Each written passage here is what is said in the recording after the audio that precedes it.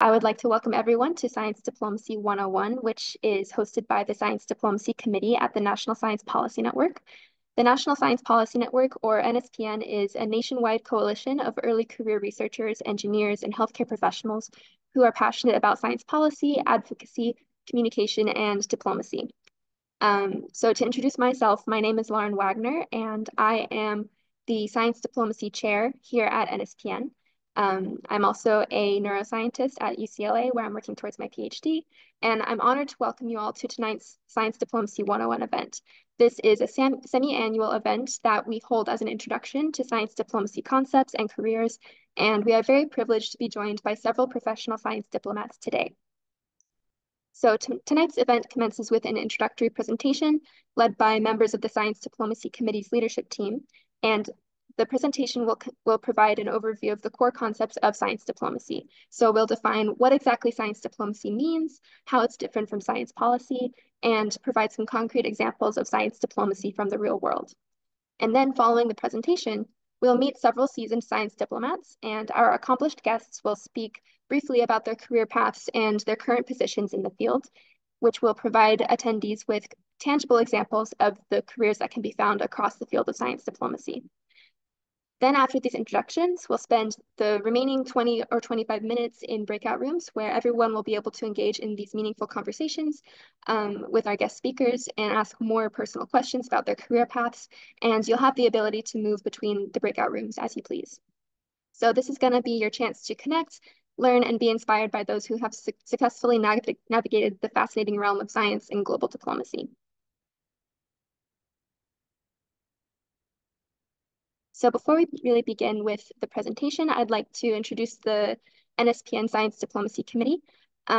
So at NSPN, our membership is divided into several topic-based committees, and the Science Diplomacy Committee aims to expand the scope of NSPN's work by bringing community training and empowerment of our members in an international policy space.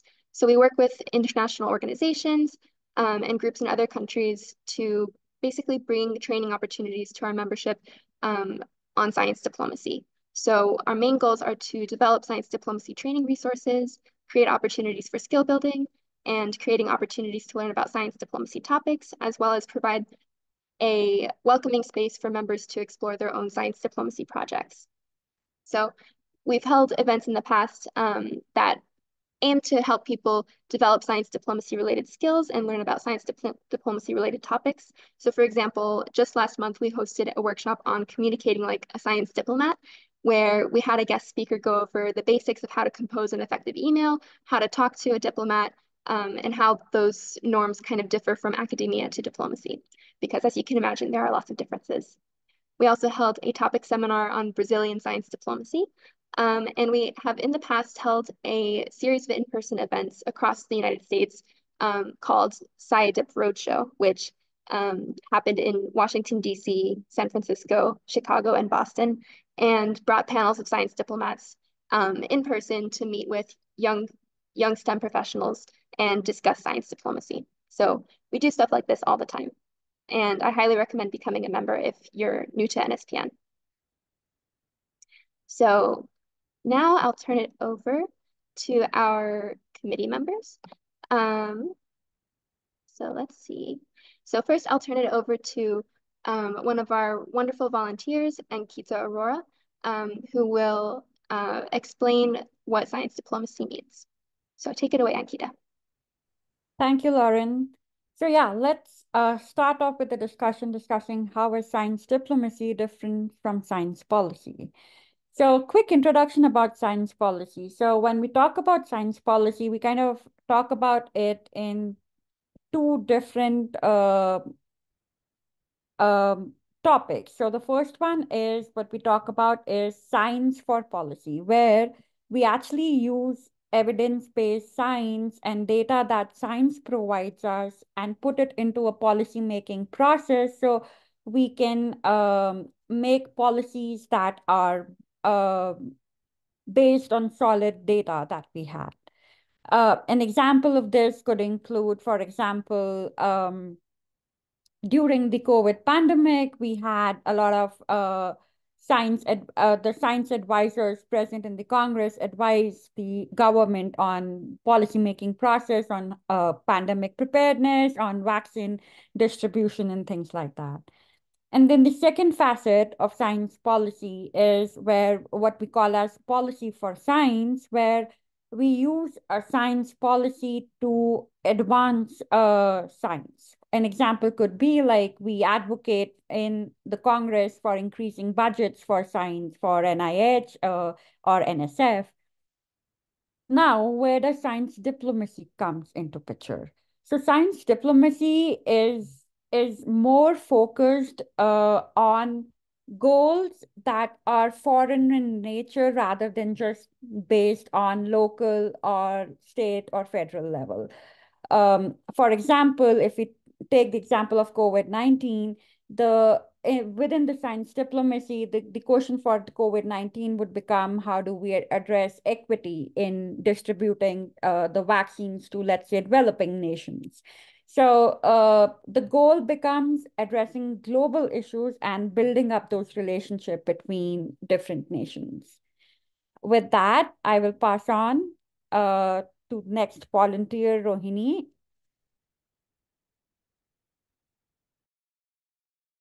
Wonderful. Thanks, Ankita.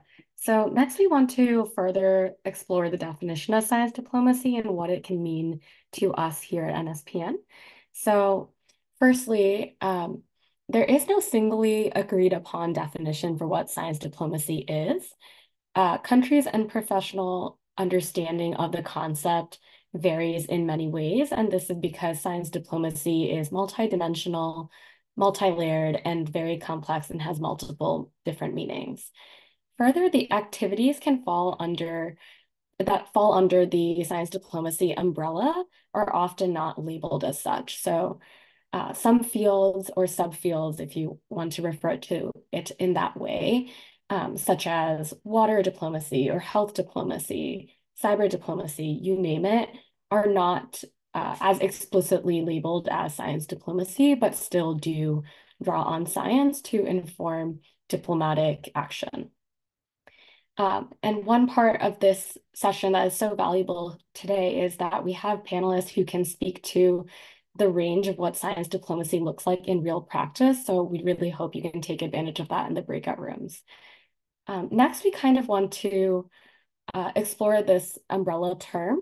So while there are different definitions and understandings, to a certain extent, there's a recognition that science diplomacy is necessary due to the increasing importance and intersection of science with diplomacy.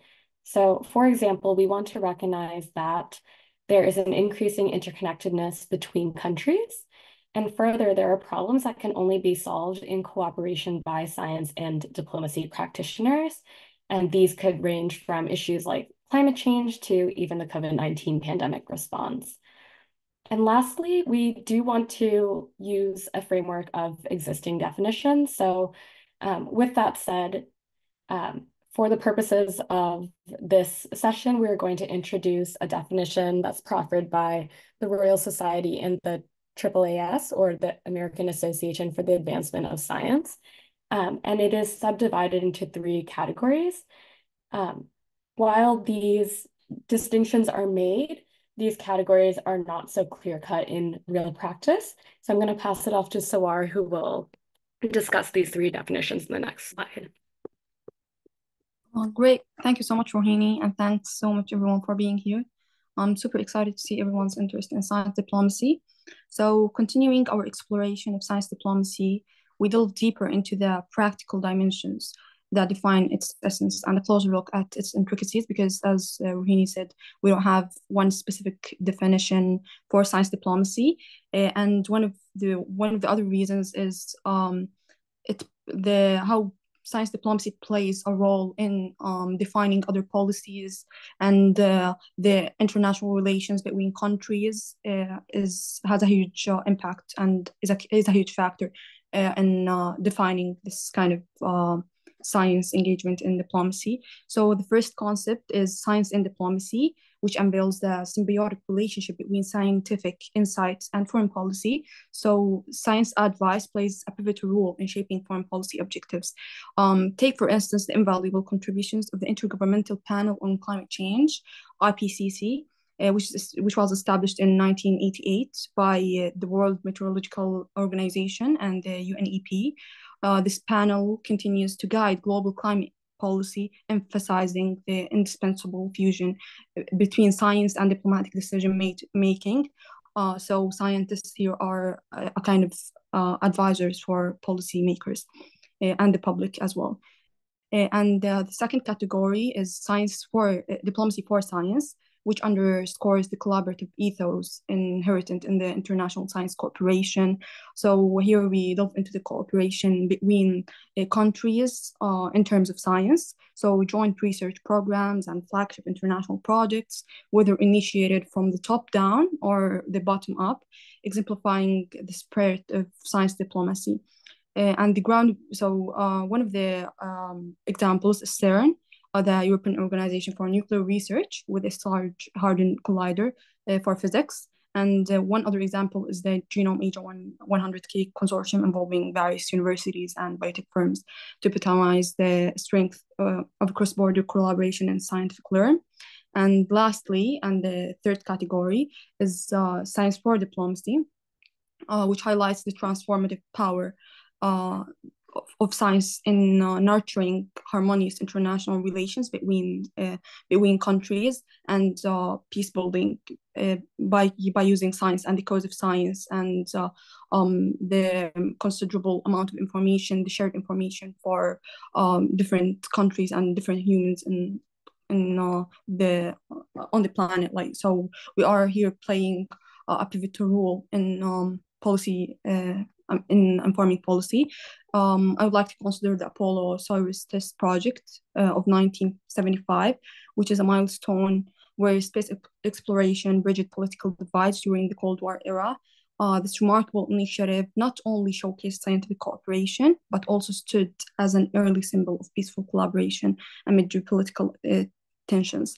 So in essence, science diplomacy serves as a conduit, interviewing scientific progress and sharing it with other nations, diplomatic relations and global advancements. And it reflects on our collaborative potential on the global scale for connections and laying the foundation for future, but for building the future. And one of them is the CERN and Apollo-Soyuz and other examples that we can see present in 2023. Thank you. I would like to turn it to Lauren to offer our own next volunteer. Thank you. Amazing. Thank you so much, Ankita, Rohini, and Sawar for that wonderful introduction to science diplomacy. At this point, I'm going to briefly introduce each speaker in turn and give them the opportunity to tell their own story as well. So our first speaker is Dr. Suryash Namdeo. Dr. Namdeo holds a PhD in molecular biology, and with diplomacy experience from the Government of India and the United Nations, he now serves as the Director of Outreach and Engagement at the Journal of Science Policy and Governance and the International Relations Coordinator at the Indian National Young Academy of Science, as well as a visiting scholar at the DST Center for Policy Research in India. So Dr. Namdeo, if you'd like to say a few words about your journey. I think we have about 3 to 5 minutes for each speaker to discuss their career trajectory. Thank you so much, Lauren, and thanks to the organizers for having me here. And hello to everyone who is part of this meeting. I hope you can all hear and see me clearly. If yes, then thank you so much again. I'll maybe start with my work as a scientist and then move towards how I moved, how I progressed and transitioned in my journey towards more of a science diplomacy kind of path. So, well, I have a PhD in molecular biology, as it is mentioned here, from Max Planck Institute. And during this PhD itself, like I realized, while core scientific research interests me, I also have interest in policy and international relations side of things. And this was the time when I thought maybe I should try exploring something which is at the interface of the scientific, which I have the background and the training, and international relations and policy, in which I had a lot of interest at the time. So that's when I came across the fields of science policy and science diplomacy during my PhD itself. And slowly I started exploring the different options and opportunities that are there. And especially I wanted to come back to India from Germany, where I was doing a PhD at that time, and find some opportunities. Unfortunately, there are very limited number of opportunities in India and similarly in many other countries in the global south for these fields at the moment. So it took a while for me to find something in which I could work in this area. And the opportunity when I came across in 2020 was about becoming the program officer of India's STI Policy Fellowship Program. So similar to many science technology policy fellowship programs that are currently there in the US, including the AAAS one and many others. Right? India also started this science technology innovation policy fellowship program, and it was run or managed by the Indian Institute of Science in Bangalore, where I'm currently based in. And this program is about creating a cadre of science technology policy professionals, which could support the different efforts and activities of the government and outside the government in terms of also providing academic research input to science technology policy activities in the country. While I was the program officer, I still had a lot of interest in science diplomacy. So I was exploring different courses, online courses, workshops, and so on. And mind you, this was the time when COVID was at its peak and wreaking havoc everywhere. So many of the things were moved online, and then I tried to do as many workshops, as many courses to develop some of the competencies and skills that were needed for science diplomacy. And I also started doing my own research, and my own research in science diplomacy has been about well, at that time it was about comparing the science diplomacy initiatives and activities of countries in the global south with those that are present in the global north, with countries like the US and the UK and Germany and so on, and how the science ecosystems of different countries work and what kind of how they ultimately contributes towards the science diplomacy efforts of this country. Um, while I was doing these activities, I also came across one of the workshops that was by the US, sorry, that was by the United Nations, and this was on something called the biosecurity and biosafety. So it was a workshop and a fellowship called Youth for Biosecurity Fellowship of the United Nations, right? And this again provided a great opportunity first for me to learn about many things that are very, very prominent in this field, and a second also build a network. And let me tell you, like, I think the value of having a good network is very, very important, and NSPN I believe plays a big role there in the US for that. So through this network you come across more opportunities and activities that are happening in this area. And well, after finishing that fellowship and the program, I also got an opportunity to apply for a position that came out at the United Nations, that was the becoming a science and technology consultant for the Biological Weapons Convention. So as you guys know, UN has different conventions, treaties, and bodies, and so on. And many of them, as was mentioned earlier, have this kind of science advisory system as part of the Science in Diplomacy initiative, right? Same is true for these kind of disarmament regimes. You have the nuclear disarmament, you have the chemical disarmament, and you have the biological disarmament regime. So my work was in the biological disarmament and the fields of biosafety and biosecurity. And I became the science and technology consultant. What that means is my job was to facilitate the science and technology advice from experts around the world to the United Nations, to the international civil servants and diplomats who are part of the member states of that particular treaty at the UN. Well, this was done through organizing different events and activities around official UN meetings. For example, we had a science and technology conference in New Delhi. That was where we got around 60 experts from around the world coming together to discuss across various fields, from, let's say, the kind of risks that are emerging in advancements in neuroscience or artificial intelligence, or even this new emerging field of cyber biosecurity, where you have risks emerging from different things and different areas, and that can have impact in the global biological and health security.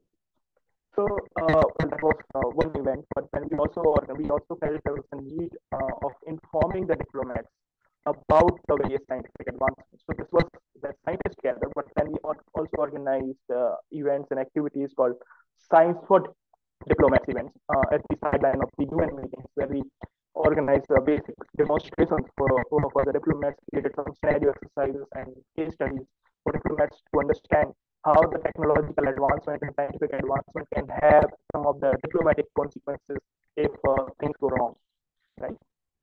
So that was another set of activities as part of my work. And then we also have, I also created a multi-stakeholder engagement strategy for the United Nations by the Weapons Convention. That means how the UN engages with different stakeholder groups like youth group or gender group or different kind of civil society groups or academic groups or industry groups. What should be the strategy going towards engaging with these groups, getting their input and incorporating it into the science and technology advisory mechanism. Unfortunately, the VWC has this major flaw, the Bioweapons Convention, that does not have a standing science advisory mechanism like the IPCC does, for example. We have for climate, and we have also chemical. So there is a lot of push from countries that is also pushing for a science and diplomacy mechanism, establishing a science and diplomacy mechanism for a particular UN treaty. Again, a big important part of how science and diplomacy is done at the multilateral level. Well, other than this, well, after finishing this job at the UN, I came back to India and again started working as a researcher. Now, currently, I'm working at the interface of biosecurity and science diplomacy, where I'm working on developing different research methodologies and basically coming up with some scholarly output that could be useful for policymakers. And my work currently is in the area of how we forecast and do forecasting research in biosecurity. How do we see 10 years down the line what are the major risks that are going to emerge, and how we go towards developing an anticipatory science policy framework based on that. So that's one part of my work. I have other interests as well, which I'm not going to detail of. But in addition to all of this, I'm a part of, as mentioned, a member of the India's National Young Academy of Sciences and also its International Relations Coordinator, where I have engaged with bodies like the International Science Council and been part of Global Knowledge Dialogue series, where we provide inputs about what are the challenges that young researchers are facing and what can be collectively done about it, and contribute towards the international science policy, development of international science policy framework. I'm also currently the director of Journal of Science Policy and Governance. I guess many of you already know about it. It's a very nice journal to publish things on and also be part of many events and activities of science policy more broadly. Well, so this is broadly what is about me, but we can discuss more in the break. Thank you very much. Great, thank you, Dr. Namdeo. Now I'll introduce our next speaker, Dr. Alison Schweer. Dr. Schweer completed her PhD in chemical engineering before launching into science policy and diplomacy, and she currently serves as Deputy Director of the Office of the Science and Technology Advisor to the U.S. Secretary of State at the U.S. Department of State. Hi, everyone. Thank you so much for joining. I know we are short on time, so I will keep these remarks very brief. But yes, it was already said, I have a PhD in chemical engineering and voice at the same time. So I did performing and then using the other side of my brain as well. And during my PhD, I realized that was actually an asset because I really loved communicating with people. So I started focusing a lot more on policy, science policy, and international law during my PhD, and then did an international postdoc very intentionally after that with the French National Laboratory System, CNRS, specifically to learn about how science was used and how it was performed overseas. I was very fortunate then where I was able to take all of that experience and go work in the US Senate, where I worked for almost 2 years. in a personal office and got to work on legislation focused on wildlife trafficking, on climate change, on sustainable chemistry, on citizen science and crowdsourcing. And a number of bills that I either co-wrote or wrote then became law under President Obama at the time. So it was a really wonderful time to be working on the Hill. After that, I transitioned over to the State Department, where I've been for almost 10 years now. And now I'm serving as the Deputy Advisor to the Secretary on Science and Technology issues. So I think about science diplomacy every day because it's what I do. And I get to think about it in a variety of ways.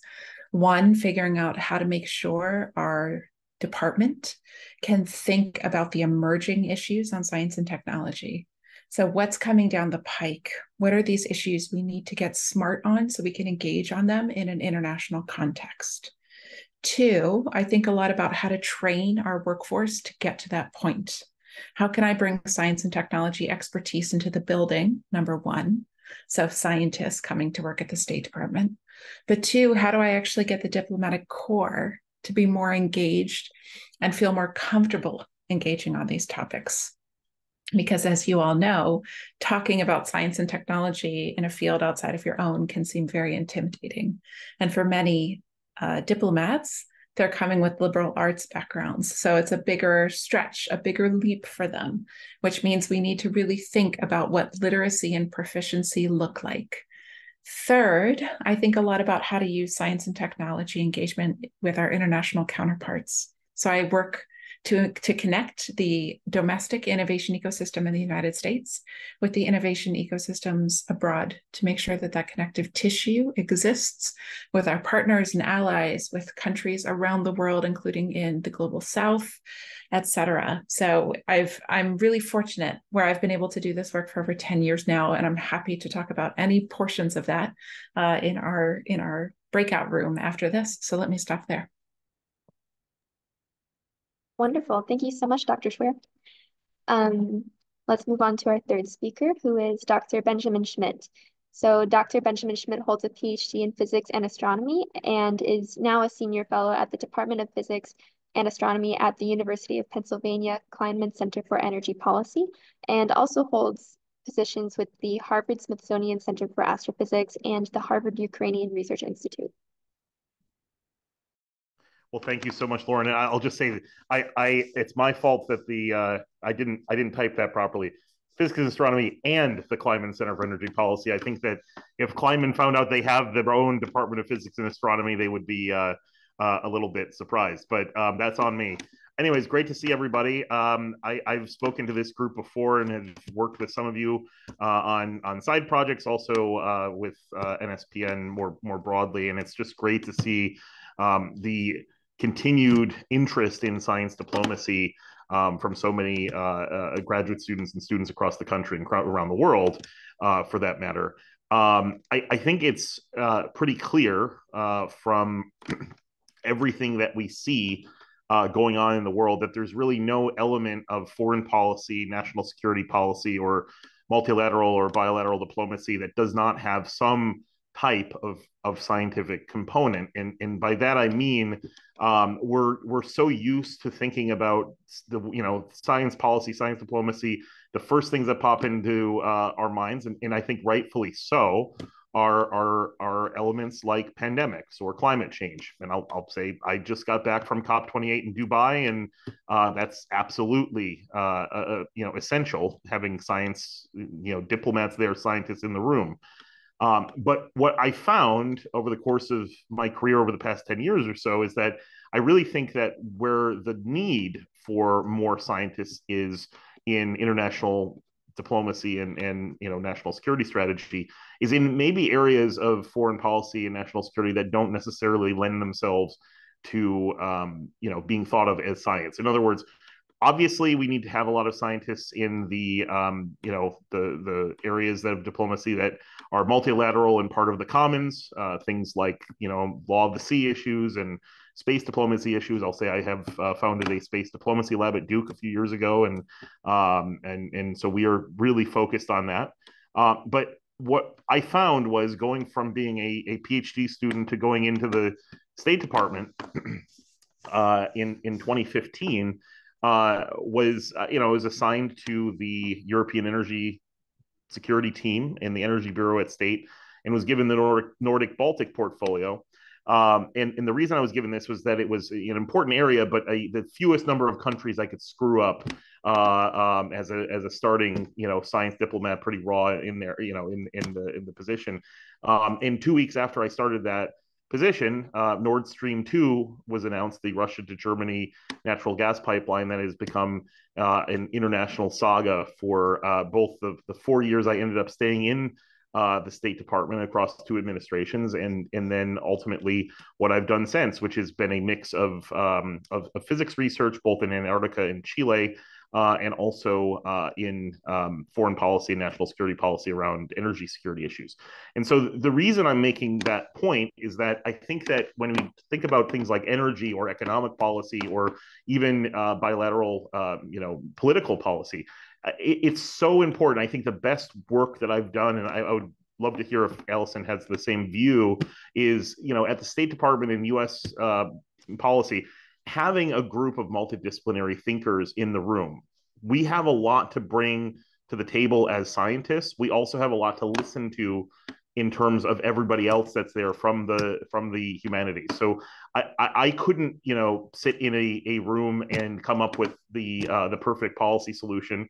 And there just spoiler alert, there is no perfect policy solution. But of course, if you have an economist, a international relations expert, a history expert, someone that does sanctions policy, and then a scientist and an engineer sort of background person in the room, it's not just that will synergize better policy. It will also make sure that questions that might be answered that a group of only economists or only scientists or only pick your discipline are focused on, that those get asked, right? There may be a pretty easy technical solution to an energy security problem that doesn't require a massive diplomatic push. And so these are the sort of things that I think that I want to remind folks as we think about careers in science diplomacy and science policy, that yes, things that are science going into diplomacy, very important, but just the latent use and scientific procedures that are brought to the table throughout the rest of diplomacy are just so important as well. So so glad and so excited to see everyone here. The one thing I will say, and I will say it in my breakout room, those of you who are in graduate school, don't do what I did, which is to not go anywhere outside of your department. Go, and I think that by virtue of you being in NSPN, you already understand this. I didn't know this. But universities around the world have a wealth of really high level and really important speakers, global leaders coming in and speaking on campuses about economic issues, about political issues, things like this. Just go and watch. Just go and participate, and you can think of areas, in those sort of events where science can be a part of it. And I again really regret that I didn't do that when I was in grad school, but I think that my biggest takeaway is get out there and get involved in things that are not science at the same time, to the extent that you can. Thanks so much. Thank you, Dr. Schmidt. And I love that advice. I think that would be a great New Year's resolution for those of us who are still on university campuses. Go to talks. Kind of, go outside of our departments. Yeah. Great. Now let's introduce our last speaker, certainly not least, Dr. Amrita Banerjee. Dr. Banerjee is a biomedical scientist by training and has been a part of the National Science Policy Network community for a long time, having served as our organization's first national chair. And these days, she currently works as a foreign affairs officer in the Bureau of International Organization Affairs at the U.S. Department of State. Great, thank you so much, Lauren. And if you'll let me just lavish some effusive praise to you and your team for the 101, for organizing this panel. As you mentioned, an early leader and member of NSPN, it's always really, really heartening to see how the community is growing, how you're serving our members and making sure that we are one of the organizations producing new science diplomats and science policy experts to do this amazing work. So really, really great job. As Lauren mentioned, I currently work at the IO, or International Organizations Bureau, at the State Department. And I was a AAAS fellow very recently, just became a full-time employee. And so I started my scientific training at Vanderbilt, at Duke and Vanderbilt, working on biomedical science and biology before becoming a AAAS fellow in the House of Representatives as on the congressional fellowship, and then transitioning over to my fellowship at State. And so in my role currently, I don't know that I would categorize myself as a seasoned science diplomat, but I certainly do believe that having a scientific mindset and having that training has helped me with many of the cross-disciplinary and sort of broader scope challenges and issues that arise in my work. So the focus of my office and my team is to really look critically at the multilateral system at the UN, and to ensure that the UN is fit for purpose, that it is serving not only the needs of today, but also the needs of tomorrow. And a lot of that work certainly, absolutely, as Dr. Namdeo and others have mentioned, requires scientific expertise. And so one of the objectives of my team is to ensure that we are bringing in scientific talent into the UN system. And so I encourage you to think critically about your interests and about the ways that you can be a science diplomat. And while there are 3 speakers on this panel who have served or are serving in the U.S. Department of State, I assure you the Department of State is not the only place that the U.S. government is doing science diplomacy. There are certainly other agencies, other organizations, both in the government and outside the government. And so however you feel like your scientific expertise can contribute to addressing common and global challenges, I really urge you to think critically about those opportunities. In the interest of time, I will keep my remarks brief, except to say that I'm always happy to be a resource to any early career professional thinking about the AAAS fellowship, thinking about post-graduation or training opportunities in science policy, diplomacy, etc., or even what it's like transitioning from science to the State Department. So I'm always a friend to NSPN, and look forward to meeting some of you and many of you in the breakout rooms. Thank you. Wonderful. Thank you to all of our speakers for those lovely remarks. At this time, let's see, I will go ahead and stop the recording.